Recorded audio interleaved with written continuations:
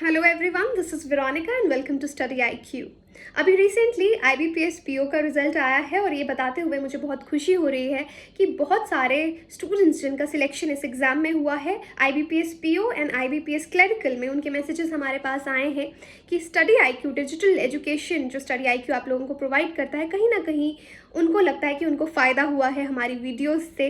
Specially जो गौरव sir की videos है करंट अफेयर्स, उससे उनको बहुत फ़ायदा हुआ है और करंट अफेयर्स के लिए उन्होंने कोई और सोर्स नहीं रखा।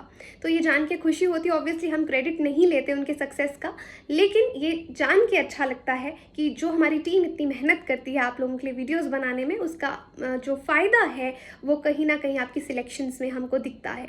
तो देखिए, जैसे ये रिज़ल्ट आया है, उससे पहले मैं आपको आईबीपीएस पीओ एग्ज़ाम के बारे में बता दूं कि ये इंडिया का एक बहुत ही कॉम्पिटिटिव एग्ज़ाम है और पिछले कुछ सालों से देखा गया है नंबर ऑफ़ एप्लीकेंट्स जो हैं वो इस एग्ज़ाम के लिए एकदम से बहुत इंक्रीज़ हुए। हर साल बहुत सारे बच्चे इसका एग्ज़ाम जो फॉर्म है वो भरते हैं।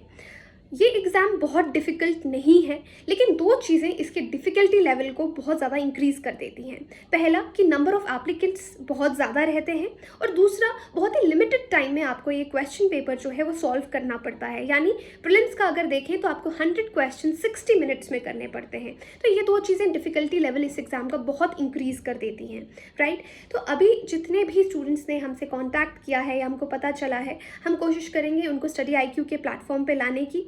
और ये एक सीरीज़ ऑफ इंटरव्यूज़ हमारे रहेंगे, क्योंकि देखिए हर किसी की खुद की स्ट्रैटेजी होती है, लेकिन जब हम इतने सारे लोगों की स्ट्रैटेजी आपसे शेयर करेंगे तो यू नेवर नो आपको किसकी स्ट्रैटेजी सूट कर जाए, आपको पसंद आए और आप अपनी लाइफ में उसको इम्प्लीमेंट करें और एग्ज़ाम ईजिली क्लियर करें, राइट। तो आज भी एक ऐसे ही जिनका सिलेक्शन हुआ है उनसे इस एग्ज़ाम में उनसे बात करेंगे, उनकी स्ट्रैटेजी जो है वो डिस्कस करेंगे एंड आई होप वो आपको इंस्पायर भी करेंगे और उनकी स्ट्रैटेजी आपके लिए भी हेल्पफुल रहेगी।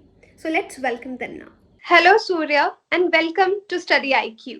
मैं अपने व्यूअर्स को बता दूं कि सूर्य प्रताप का सिलेक्शन जो है ये आईबीपीएस क्लरिकल एग्जाम के लिए हुआ है और मेरी तरफ से और हमारी पूरी टीम की तरफ से आपको बहुत बहुत मुबारकबाद। Thank you ma'am. Thank you ma'am. हम सूर्य से आज इनकी जो स्ट्रैटेजी है जिसकी वजह से एग्जाम क्लियर कर पाए उसके बारे में डिटेल में बात करेंगे और उसके साथ साथ मैं बता दूं कि सूर्य ऑलरेडी एज एलआईसी असिस्टेंट जो है वो वर्क कर रहे हैं और शायद आपने लास्ट टाइम भी ये एग्जाम आईबीपीएस के थ्रू ही निकाला था। जी यस मैम। ओके, सो क्लरिकल एग्जाम का पैटर्न क्या रहता है? जी मैम, एक्चुअली पहले मैं अपने आप को इंट्रोड्यूस करना चाहूँगा। मेरा नाम सूर्य प्रताप है। मैं करंटली अभी दिल्ली में रह रहा हूँ। तो बेसिकली मैं अलीगढ़ से रहने वाला हूँ, लेकिन करंटली दिल्ली में रह रहा हूँ और मैंने इंजीनियरिंग अपनी बेंगलोर से की है। तो मैं पैटर्न के बारे में बताना चाहूँगा। इसमें पैटर्न वैसे प्री प्री होता है, मेंस होता है क्लरिकल में। प्री में 3 सेक्शन होते हैं, इंग्लिश, रीजनिंग, मैथ्स। इंग्लिश के 30 क्वेश्चन आते हैं, मैथ्स में 35 और रीजनिंग में 35 क्वेश्चन आते हैं।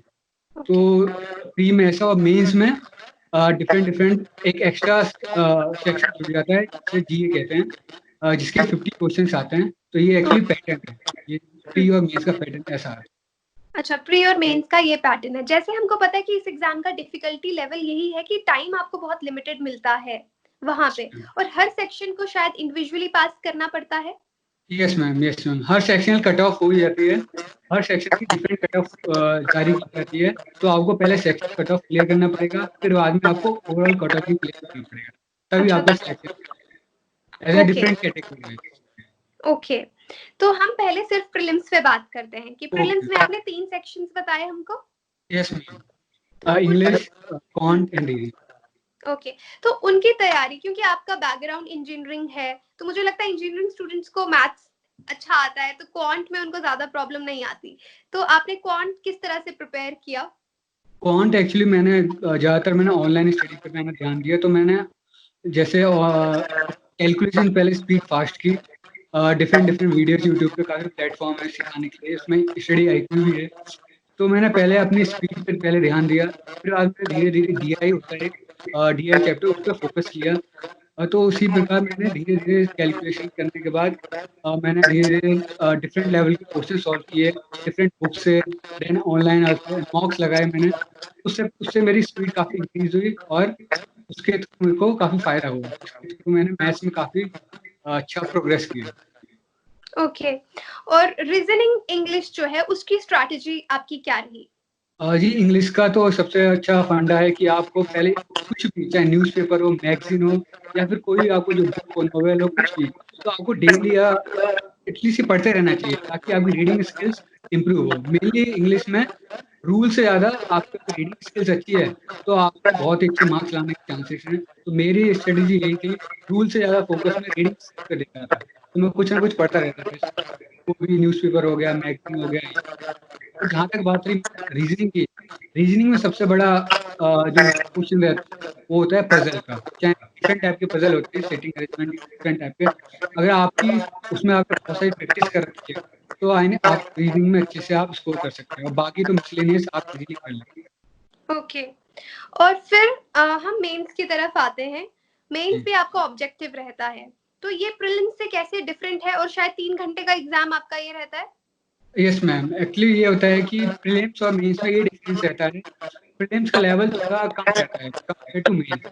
प्रीलिम्स में लाइक आपके लेवल ऑफ क्वेश्चंस आप कह सकते हैं कि उसमें स्पीड चेक करते हैं प्रीलिम्स में, तो लेवल ऑफ क्वेश्चन थोड़े कम रहते हैं। लेकिन मेंस में क्या होता है कि थोड़े लेवल थोड़ा जैसे पज़ल आता है तो प्रीलिम्स के लेवल से बहुत ही थोड़ा-सा ऊपर लेवल होता है, थोड़ा लेंथी रहती है वो। आपको सॉल्व करने के लिए काफ़ी टाइम लगेगा, तो इसके मुकाबले काफ़ी लेवल थोड़ा अबव है उसमें।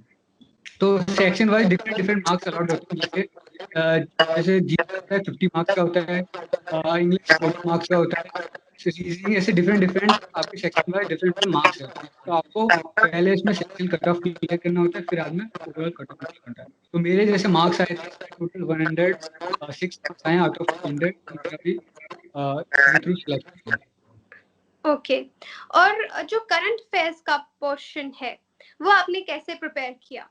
करंट अफेयर के लिए तो एक ही बस चैनल था जो मैं स्टार्टिंग से फॉलो करते आ रहा था, वो था study I Q. Last year January I think January Feb से मैं स्टडी आई क्यू को फॉलो करता आ रहा हूँ। तो मेरे को Gaurav Garg sir and Amit sir इन सब के वीडियो से काफ़ी मेरे को बहुत फ़ायदा हुआ है। तो मैंने बाद में सर ने जो पेड किया मैंने वो पेड खरीदा, फिर उससे मेरे को काफ़ी फ़ायदा हुआ। इवन मैं करंट अफेयर्स दूसरे सो मैं बस ये है कि मैं 2-3 सोर्स में करके रखता था करंट अफेयर्स के लिए, सिंगल सोर्स पे डिपेंड नहीं रहता। लेकिन जो मेन सोर्स था वो स्टडी आई क्यू था और बाकी सिंपली पीडीएफ के थ्रू मैं करंट अफेयर्स करता था। लेकिन सबसे ज़्यादा हेल्पफुल स्टडी आई क्यू थे मेरे गौरव गर्ग सर की वीडियो से, जो डेली करंट अफेयर की वीडियोज़ अपलोड करते थे और जो मंथली 300 क्वेश्चंस सीरीज़ जो सर लाते थे उससे काफ़ी फ़ायदा। और इसी के कारण मेरे 37 आए आउट ऑफ 50 और मैंने 45 क्वेश्चन अटेम्प्ट किए थे। मतलब ओके। काफ़ी बहुत दैट इज़ नाइस। और आप हमें बताएँ कि जैसे सर की वीडियोज़ आप देख रहे हैं, तो आप उसको किस तरीके से नोट्स बनाते थे या पीडीएफ या स्क्रीनशॉट्स किस तरीके से करते थे? तो एक्चुअली मैं ये कहना चाहूँगा मैं मेरी स्टडी ऐसी नोट्स बनाने की ज़रूरत नहीं है। सर एक्चुअली पीडीएफ देते हैं, आप पीडीएफ सेव करके रख लीजिए और चाहे उसको रिवाइज़ करते रहिए और डेली वीडियोज़ तो हैं, डेली वीडियोज़ आप जैसे डेली देखिए और सर बीच में एक शायद 15 डेज़ में जितने भी डेज़ का वो सीरीज़ एक क्वेश्चन थी, उसी बेसिस पे डेली वीडियोज़ के बेसिस पे सर क्वेश्चन सीरीज़ तैयार करते थे एक साथ, तो आपकी उससे रिवाइज़ होती रहती है। तो आपको नोट्स बनाने की ज़रूरत नहीं है, पीडीएफ आपको मिलती है, आप उसे देख के रिवाइज़ ओके। तो मॉक्स एंड टेस्ट सीरीज़ को आप किस तरह से रेट करेंगे कि कितना प्रैक्टिस, रिविज़न, मॉक्स जो हैं वो हेल्पफुल रहते हैं इस एग्ज़ाम के लिए?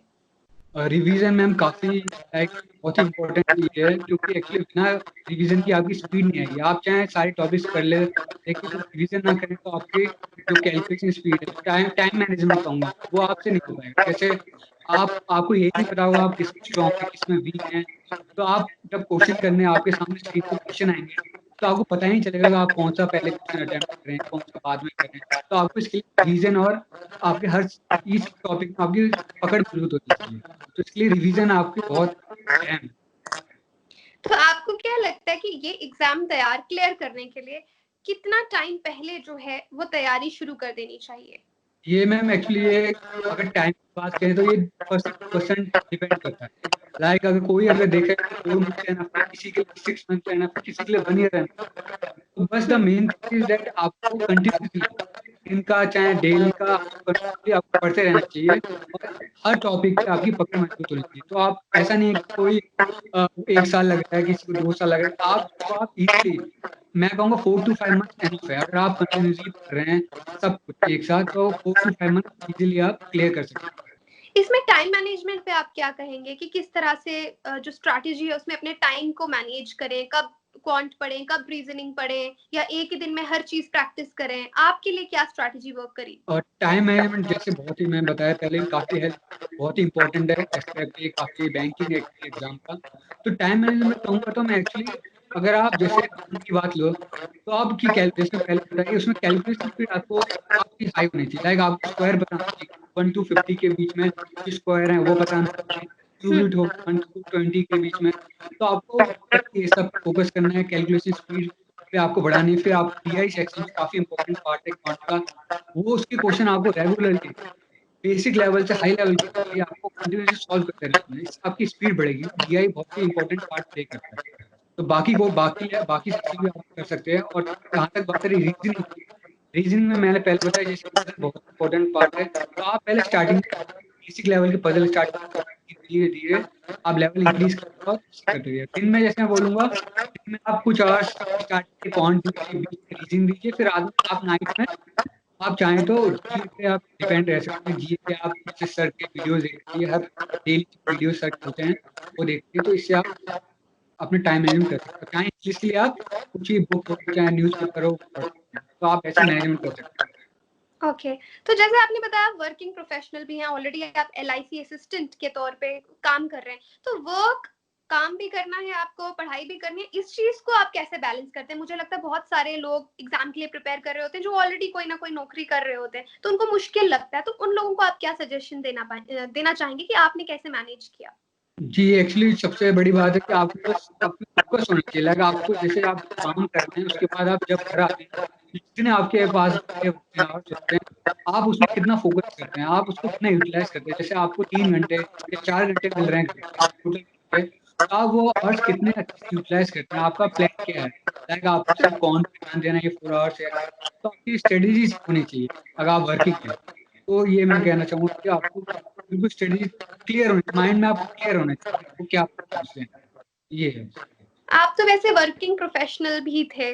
क्या कुछ ऐसी हॉबीज थी जिससे आप अपने आप को रिक्रिएशन इम्पोर्टेंट रहता है, हमेशा पढ़ते रहेंगे तो भी एक बोरियत आ जाती है, तो उसके लिए अगर आप कुछ बताना चाहें?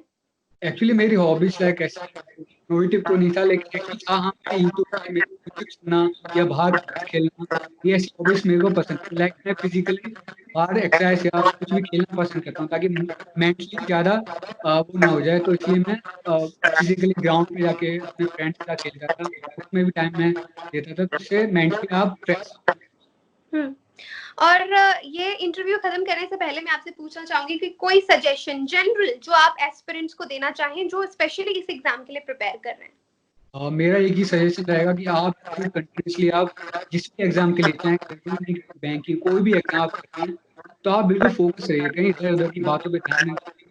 अपने एक स्टडी प्लान बनाइए और कंटिन्यूअसली रोज़ की रोज़ फ़ॉलो कीजिए। ये नहीं कि आप 2 दिन पढ़ रहे हैं, 2 दिन नहीं पढ़ रहे हैं, ऐसा नहीं। ऐसा करने से आपकी सेहत का कोई फ़ायदा नहीं होगा। आप एक प्लान बना के रोज़ की रोज़ डेली पढ़ें।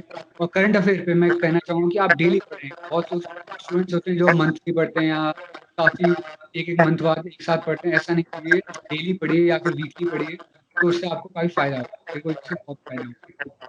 थैंक यू सो मच सूर्य, बहुत अच्छा लगा आपसे बात करके एंड आई एम श्योर जो आपकी स्ट्रैटेजी, जो टिप्स एंड ट्रिक्स आपने बताए, वो बहुत सारे जो एस्पिरेंट्स हैं उनके लिए बहुत हेल्पफुल रहेंगे। Thank you so much and all the best. Thank you ma'am.